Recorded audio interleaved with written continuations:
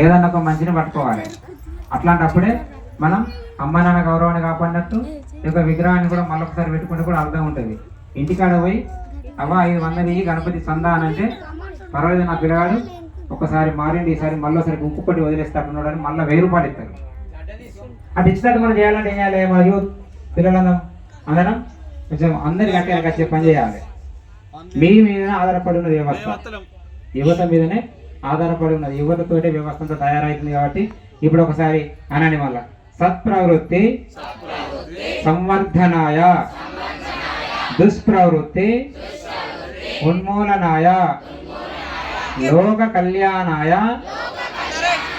ఆత్మ కళ్యాణాయ వాతావరణ పరిష్కారాయ ఉజ్వల భవిష్య కామన పూర్తయే చ ప్రబల పురుషార్థం కరిష్యే అస్మై ప్రయోజనాయ చ శ్రీ విఘ్నేశ్వర నవరాత్రి పూజోత్సవ సంబరాలు సందర్భంగా మేము గణపతి సమక్షంలో మేము అనుకుంటున్నాము, సంకల్పంగా తీసుకుంటున్నాము.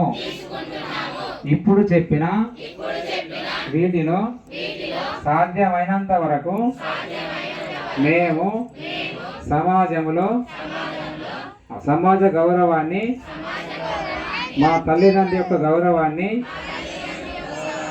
నిలబెడతానని దేవుని సాక్షిగా ఒప్పుకుంటున్నాను. విఘ్నేశ్వర భగవానికి